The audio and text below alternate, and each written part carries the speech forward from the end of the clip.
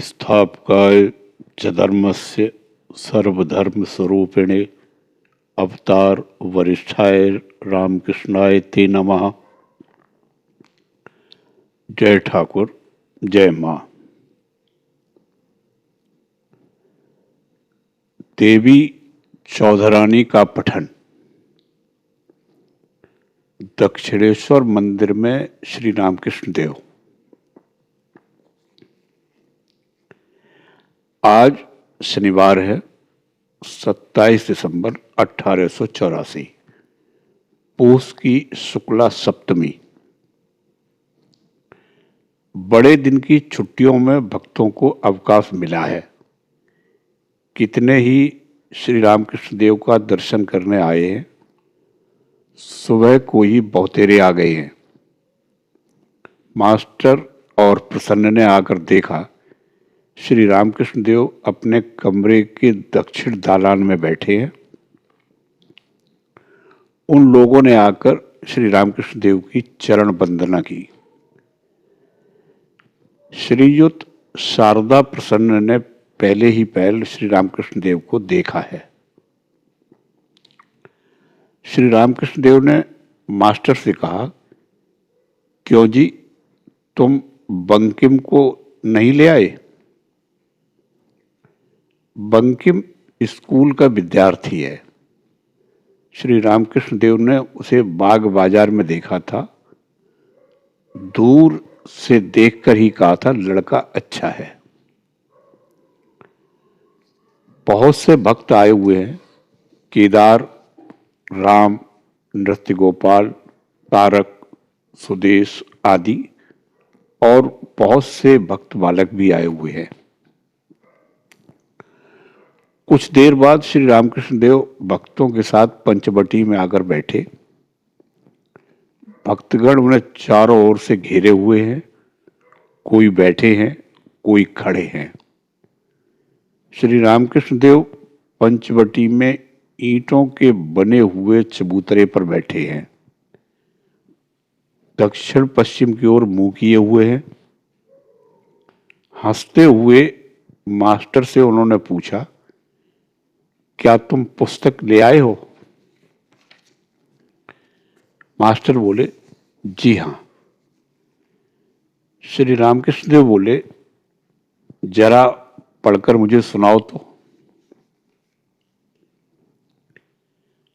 भक्तगण उत्सुकता के साथ देख रहे हैं कि कौन सी पुस्तक है।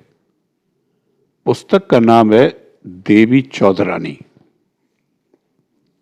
श्री रामकृष्ण देव सुन रहे हैं।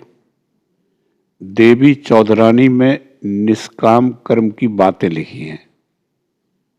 वे लेखक श्रीयुत बंकिम चंद्र की तारीफ भी सुन चुके थे। पुस्तक में उन्होंने क्या लिखा है, इसे सुनकर वे उनके मन की अवस्था समझ लेंगे। मास्टर ने कहा, यह स्त्री डाकुओं के पाले पड़ी थी। इसका नाम प्रफुल्ल था, बाद में देवी चौधरानी हुआ था। जिस डाकू के साथ यह स्त्री पड़ी थी उसका नाम भवानी पाठक था। भवानी पाठक बड़ा अच्छा आदमी था। उसी ने प्रफुल्ल से बहुत कुछ साधना कराई थी और किस तरह निष्काम कर्म किया जाता है इसकी शिक्षा दी थी। डाकू दुष्टों से रुपया पैसा छीनकर गरीबों को दिया करता था, उनके भोजन वस्त्र के लिए। प्रफुल्ल से उसने कहा था, मैं दुष्टों का दमन और शिष्टों का पालन करता हूं। श्री रामकृष्ण देव बोले, यह तो राजा का काम है। मास्टर बोले, और एक जगह भक्ति की बातें हैं। भवानी पाठक ने प्रफुल्ल के पास रहने के लिए एक लड़की को भेजा था। उसका नाम था निशी। वह लड़की बड़ी भक्तिमती थी। वह कहती थी, मेरे स्वामी श्री कृष्ण हैं। प्रफुल्ल का विवाह हो गया था। उसके बाप न था, मां थी। अकारण एक कलंक लगाकर गांव वालों ने उसे जाति पात से अलग कर दिया था। इसीलिए प्रफुल्ल को उसका ससुर अपने आने ही ले गया। अपने लड़के के उसने और 2 विवाह कर दिए थे। प्रफुल्ल अपने पति को बहुत चाहती थी। अब पुस्तक का यह अंश समझ में आ जाएगा। निशी बोली, उनकी भवानी पाठक की कन्या हूं। वे मेरे पिता हैं। उन्होंने भी एक तरह से मेरा विवाह कर दिया है। प्रफुल्ल बोले, एक तरह से इसके क्या मानी? ऋषि बोली, मैंने अपना सब कुछ श्री कृष्ण को अर्पित किया है। प्रफुल्ल बोले, वो कैसे? निशी बोली, मेरा रूप, यौवन और प्राण। प्रफुल्ल बोले, क्या वही तुम्हारे स्वामी हैं? ऋषि बोली, हां, क्योंकि जिनका मुझ पर पूर्ण अधिकार है वे ही मेरे स्वामी हैं। प्रफुल्ल ने एक लंबी सांस छोड़कर कहा, मैं नहीं कह सकूंगी। कभी तुमने पति का मुख नहीं देखा, इसीलिए कह रही हो। पति को अगर देखा होता तो कभी श्री कृष्ण पर तुम्हारा मन न जाता। मूर्ख ब्रजेश्वर यह न जानता था कि उसकी स्त्री उससे कितना प्रेम करती है। निशी ने कहा, श्री कृष्ण पर सबका मन लग सकता है, क्योंकि उनका रूप अनंत है, यौवन अनंत है, ऐश्वर्य अनंत है। यह युवती भवानी पाठक की शिष्या थी। निरक्षर प्रफुल्ल उनकी बातों का उत्तर न दे सकी। केवल हिंदू समाज धर्म के प्रणेतागण उत्तर जानते थे। मैं जानता हूं ईश्वर अनंत है, परंतु अनंत को इस छोटे से हृदय पिंजर में हम रख नहीं सकते, शांत को रख सकते हैं। इसीलिए अनंत ईश्वर हिंदुओं के हृदय पिंजर में शांत श्री कृष्ण के रूप में है। पति और भी अच्छी तरह शांत है। इसीलिए प्रेम के पवित्र होने पर पति ईश्वर के पथ पर चढ़ने का प्रथम सोपान है। यही कारण है कि पति ही हिंदू स्त्रियों को का देवता है। इस तरह दूसरे समाज हिंदू समाज से निकृष्ट हैं। प्रफुल्ल मूर्खा थी, वह कुछ समझ न सकी। उसने कहा, बहन, मैं इतनी बातें नहीं समझा सकती। तुम्हारा नाम क्या है? तुमने तो अब तक नहीं बताया। निशी बोली, भवानी पाठक ने मेरा नाम निशी रखा है। मैं देवा की बहन निशी हूं। दिवा को एक दिन तुमसे मिलने के लिए लाऊंगी। परंतु मैं जो कह रही थी, सुनो। एकमात्र ईश्वर हमारे स्वामी हैं। स्त्रियों का पति ही देवता है। श्री कृष्ण सबके देवता हैं। क्यों बहन, 2 देवता फिर क्यों रहे? इस छोटे से जी में जो जरा भक्ति है, उसके 2 टुकड़े कर डालने पर फिर कितना बच रहता है? प्रफुल्ल बोली, अरे चल, स्त्रियों की भक्ति का भी कहीं अंत है। निशी बोली, स्त्रियों के प्यार का तो अंत नहीं है, परंतु भक्ति और चीज है, प्यार और चीज है। मास्टर बोले, भवानी पाठक प्रफुल्ल से साधना कराने लगे। पहले साल भवानी पाठक प्रफुल्ल के घर किसी पुरुष विशेष को न जाने देते थे और न घर के बाहर किसी पुरुष से उसे मिलने ही देते थे। दूसरे साल मिलने जुलने में इतनी रोक टोक न रही, परंतु उसके यहाँ किसी पुरुष को न जाने देते थे। फिर तीसरे साल जब प्रफुल्ल ने सिर घुटाया, तब भवानी पाठक अपने चुने हुए चेलों को लेकर उसके पास जाया करते थे। प्रफुल्ल सिर घुटाए आंखें नीची करके शास्त्रीय चर्चा किया करती थी। फिर प्रफुल्ल की शिक्षा का आरंभ हुआ। वह व्याकरण समाप्त कर चुकी, रघुवंश, कुमार, नैषद, शकुंतला पढ़ चुकी। फिर सांख्य, कुछ वेदांत और कुछ न्याय भी उसने पढ़ा।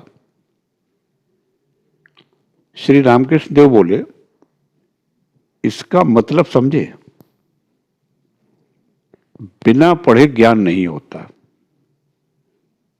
जिसने लिखा है वैसे आदमियों का यही मत है। वे सोचते हैं पहले पढ़ना लिखना है, फिर ईश्वर है। यदि ईश्वर को समझना है तो पढ़ना लिखना अत्यावश्यक है, परंतु अगर मुझे यदु मलिक से मिलना है तो उसके कितने मकान हैं, कितने रुपए हैं, कितने का कंपनी का कागज है, क्या यह सब पहले जानने की आवश्यकता है? मुझे इतनी खबरों का क्या काम? स्तव या स्तुति करके किसी भी तरह हो अथवा दरबान के धक्के ही सहकर किसी तरह घर के भीतर घुसकर यदु मलिक से मिलना चाहिए। और अगर रुपया पैसा और ऐश्वर्य के जानने की इच्छा हो तो यदु मलिक से पूछने से ही काम सिद्ध हो जाता है। बहुत सहज में ही मतलब निकल सकता है।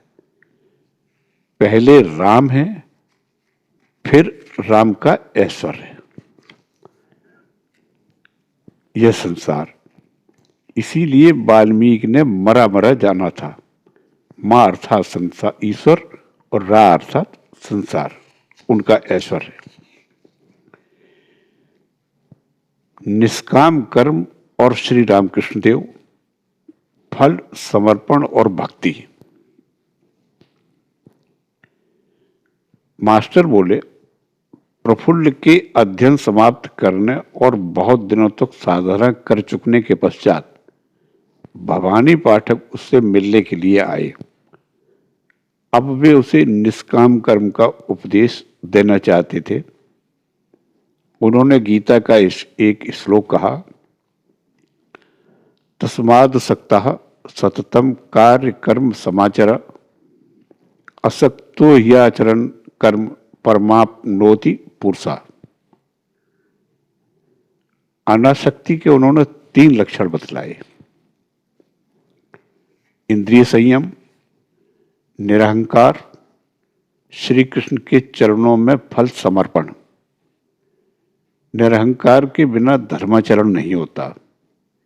गीता में और भी कहा गया है, प्रकृते क्रियमाणानि गुणे कर्माणि सर्वसा, अहंकार विमूढ़ आत्मा कर्ताहमिति मन्यते।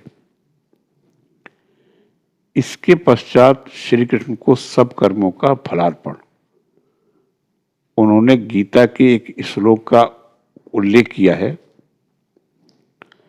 यत् करोषि यदश्नासि यज्जुहोषि ददासि सत् यत् यत् पश्यसि कौन्तेय तत्कुरुष्व मदर्पणम।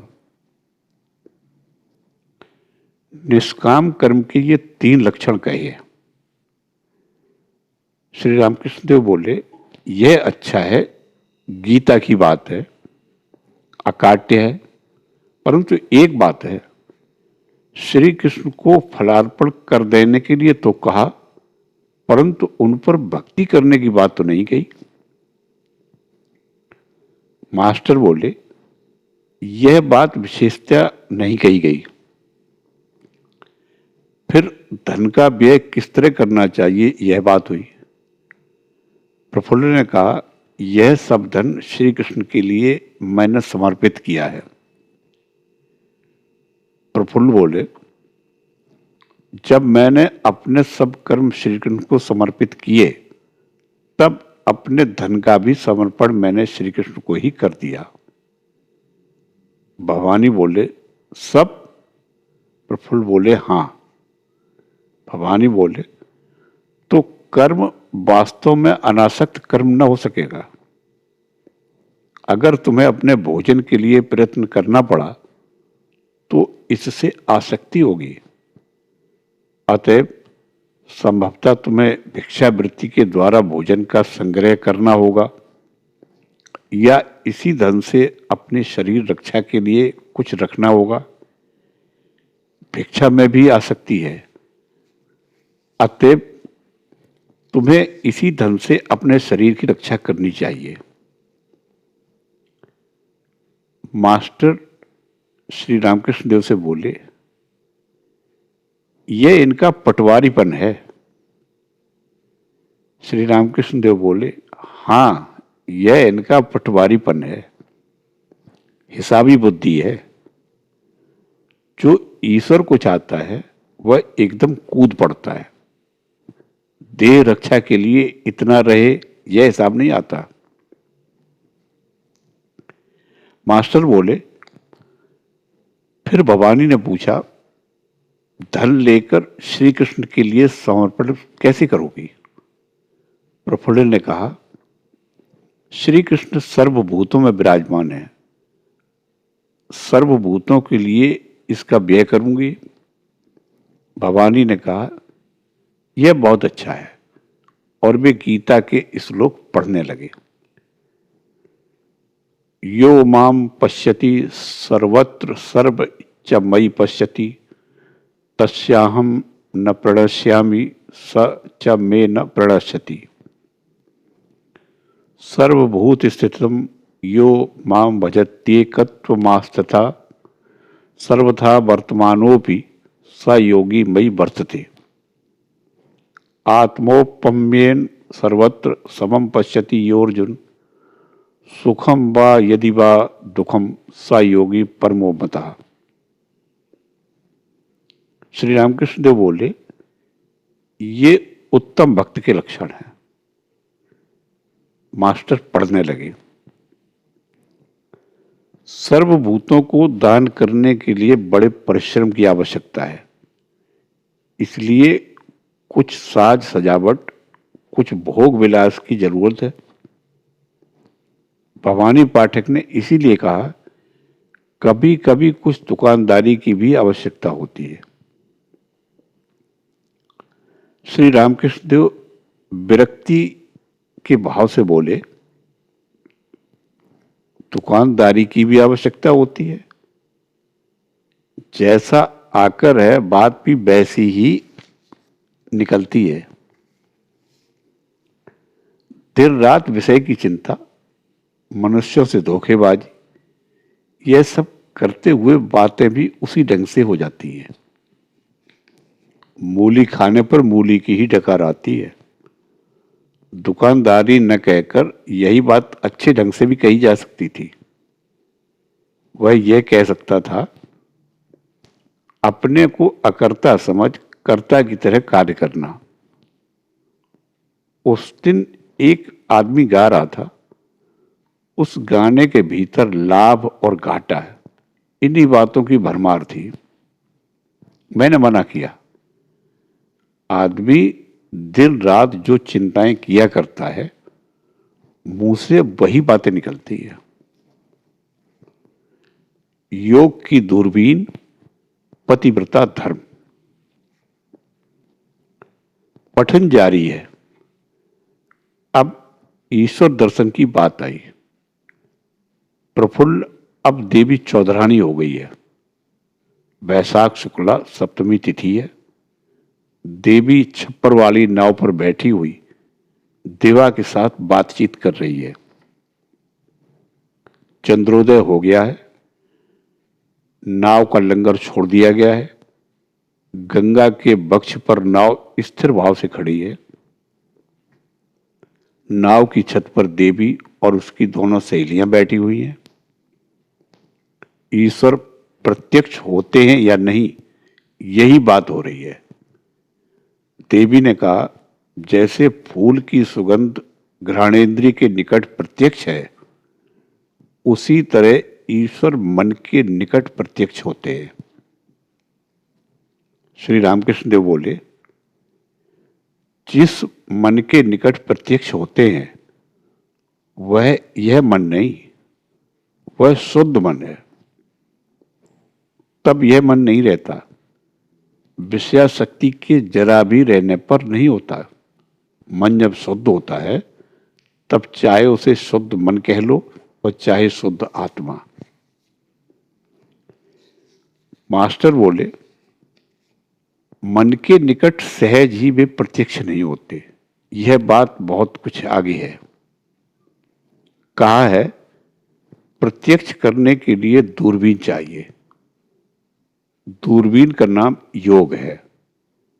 फिर जैसा गीता में लिखा है, योग 3 तरह के हैं, ज्ञान योग, कर्म योग, भक्ति योग। इस योग रूपी दूरबीन से ईश्वर देख पड़ते हैं। श्री रामकृष्ण देव बोले, यह बड़ी अच्छी बात है, गीता की बात है। मास्टर बोले, अंत में देवी चौधरानी अपने स्वामी से मिली। स्वामी पर उसकी बड़ी भक्ति थी। स्वामी ने उससे कहा, तुम मेरे देवता हो। मैं दूसरे देवता की अर्चना करना सीख रही थी, परंतु सीख न सकी। तुमने सब देवताओं का स्थान अधिकृत कर लिया है। श्री रामकृष्ण देव हंसते हुए बोले, सीख न सकी, इसे पतिव्रता का धर्म कहते हैं। यह भी एक मार्ग है। पठन समाप्त हो गया। श्री रामकृष्ण देव हंस रहे हैं। भक्तगण टकटकी लगाए देख रहे हैं, कुछ सुनने के आग्रह से। श्री रामकृष्ण देव हंसकर केदार आदि भक्तों से बोले, यह एक प्रकार से बुरा नहीं, इसे पतिव्रता धर्म कहते हैं। प्रतिमा में ईश्वर की पूजा तो होती है, फिर जीते जागते आदमी में क्यों नहीं होगी? आदमी के रूप में वे ही लीला कर रहे हैं। कैसी अवस्था बीत चुकी है। हर गौरी के भाव में कितने ही दिनों तक रहा था, फिर कितने ही दिन श्री राधा कृष्ण भाव में बीते थे। कभी सीताराम का भाव था, राधा के भाव में रहकर कृष्ण कृष्ण कहता था, सीता के भाव में राम राम। परंतु लीला की अंतिम बात नहीं है। इन सब भावों के बाद मैंने कहा, मां, इन सब में विच्छेद है। जिसमें विच्छेद नहीं है, ऐसी अवस्था कर दो। इसीलिए अनेक दिन अखंड सच्चिदानंद के भाव में रहा। देवताओं की तस्वीरें मैंने कमरे से निकाल दी, उन्हें सर्वभूतों में देखने लगा। पूजा उठ गई। यही बेल का पेड़ है, यहां मैं बेलपत्र लेने आया करता था। एक दिन बेलपत्र तोड़ते हुए कुछ छाल निकल गई। मैंने पेड़ में चेतना देखी, मन में कष्ट हुआ। दूर्वा दल लेते समय देखा, पहले की तरह मैं चुन नहीं सकता। तब बलपूर्वक चुनने लगा। मैं नींबू नहीं काट सकता। उस रोज बड़ी मुश्किल से जय काली कहकर उनके सामने बलि देने की तरह एक नींबू मैं काट सका था। एक दिन मैं फूल तोड़ रहा था, उसने दिखलाया, पेड़ में फूल खिले हुए हैं, जैसे सामने विराट की पूजा हो रही हो। विराट के सिर पर फूल के गुच्छे रखे हुए हो। फिर मैं फूल तोड़ नहीं सका। वे आदमी होकर भी लीलाएं कर रहे हैं, मैं तो साक्षात नारायण को देखता हूं। काठ को घिसने से जिस तरह आग निकलती है, उसी तरह भक्ति का बल रहने पर आदमी में भी ईश्वर के दर्शन होते हैं। बंसी में अगर बढ़िया मसाला लगाया हो तो रेहू और कातला फौरन उसे निकल जाती है। प्रेरणोन्माद होने पर सर्वभूतों में ईश्वर का साक्षात्कार होता है। गोपियों ने सर्वभूतों में श्री कृष्ण के दर्शन किए थे। सबको कृष्णमय देखा, कहा था मैं ही कृष्ण हूं। तब उनकी उन्माद अवस्था थी। पेड़ देखकर उन लोगों ने कहा ये तपस्वी है, कृष्ण का ध्यान कर रहे हैं। तृणों को देखकर कहा था श्री कृष्ण के स्पर्श से पृथ्वी को रोमांच हो रहा है। पतिव्रता धर्म में स्वामी देवता है, और यह होगा भी क्यों नहीं। मूर्ति की पूजा होती है तो फिर जीते जागते आदमी की क्या नहीं हो सकती। प्रतिमा के आविर्भाव के लिए 3 बातों की जरूरत होती है। पहली बात, पुजारी में भक्ति हो। दूसरी, प्रतिमा सुंदर हो। तीसरी, स्वयं भक्त हो। वैष्णव चरण ने कहा था अंत में नरलीला में ही मन लीन हो जाता है। परंतु एक बात है, उन्हें बिना देखे इस तरह लीला दर्शन नहीं होता। साक्षात्कार का लक्षण जानते हो? देखने वाले का स्वभाव बालक जैसा हो जाता है। बालक स्वभाव क्यों होता है? इसलिए कि ईश्वर स्वयं बाल स्वभाव है। अतएव जिसे उनके दर्शन होते हैं वह भी उसी स्वभाव का हो जाता है। यह दर्शन होना चाहिए। अब उनके दर्शन भी कैसे हों? तीव्र वैराग्य होना चाहिए। ऐसा चाहिए कि कहे क्या तुम जगत पिता हो तो मैं क्या संसार से अलग हूं? मुझ पर तुम दया नहीं करोगे? साला, जो जिसकी चिंता करता है उसे उसी की सत्ता मिलती है। शिव की पूजा करने से शिव की सत्ता मिलती है। श्री रामचंद्र जी का एक भक्त था, वह दिन रात हनुमान की चिंता किया करता था। वह सोचता था मैं हनुमान हो गया हूं। अंत में उसे दृढ़ विश्वास हो गया कि उसके जरा सी पूंछ भी निकली है। शिव के अंश से ज्ञान होता है, विष्णु के अंश से भक्ति। जिसमें शिव का अंश है उनका स्वभाव ज्ञानियों जैसा है। जिनमें विष्णु का अंश है उनका भक्तों जैसा स्वभाव है। मास्टर बोले चैतन्य देव के लिए तो आपने कहा था कि उनमें ज्ञान और भक्ति दोनों थे। श्री रामकृष्ण देव बोले, विरक्ति पूर्वक बोले, उनकी और बात है। वे ईश्वर के अवतार थे, उनमें और जीवों में बड़ा अंतर है। उन्हें ऐसा वैराग्य था कि सार्वभौम ने जब जीभ पर चीनी डाल दी तब चीनी हवा में फर फर करके उड़ गई, भीगी तक नहीं। वे सदा ही समाधि मग्न रहते थे।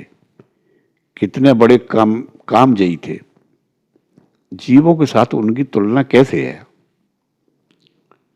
सिंह 12 वर्ष में एक बार रमण करता है परंतु मांस खाता है। चिड़ियां दाने चबाती हैं परंतु दिन रात रमण करती हैं। उसी तरह अवतार और जीव है। जीव काम का त्याग तो करते हैं परंतु कुछ दिन बाद कभी भोग कर लेते हैं, संभाल नहीं सकते। मास्टर से बोले लज्जा क्यों? जो पार हो जाता है वह आदमी को कीड़े के बराबर देखता है। लज्जा, घृणा और भय, ये तीन न रहना चाहिए। ये सब पास हैं, अष्ट पास है ना। जो नित्य सिद्ध है उसे संसार का क्या डर। बंधे घरों का खेल है, पासे फेंकने से कुछ और न पड़ जाए, यह डर उसे फिर नहीं रहता। जो नित्य सिद्ध है वह चाहे तो संसार में भी रह सकता है, कोई कोई दो तलवारें भी चला सकते हैं। वे ऐसे खिलाड़ी हैं कि कंकड़ फेंक कर मारो तो तलवार में लगकर अलग हो जाता है। भक्त बोले, महाराज किस अवस्था में ईश्वर के दर्शन होते हैं? श्री रामकृष्ण देव बोले, बिना सब तरफ से मन को समेटे ईश्वर के दर्शन थोड़े ही होते हैं। भागवत में सुखदेव की बातें हैं।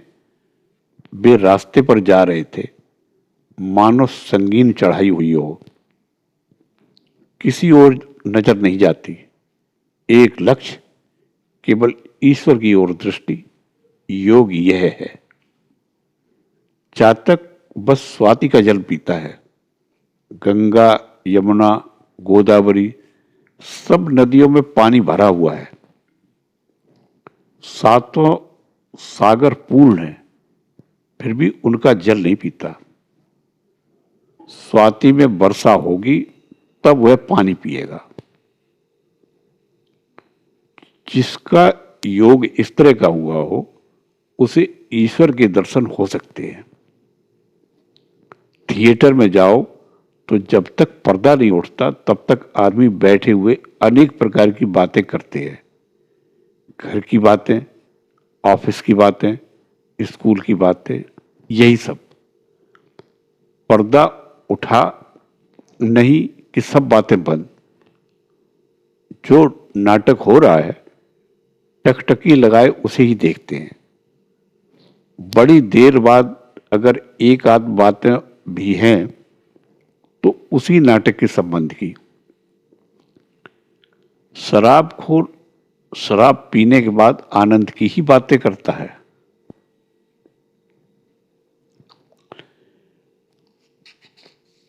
पंचवटी में श्री रामकृष्ण देव। नृत्य गोपाल सामने बैठे हुए हैं, सदा ही भावस्थ रहते हैं, बिल्कुल चुपचाप।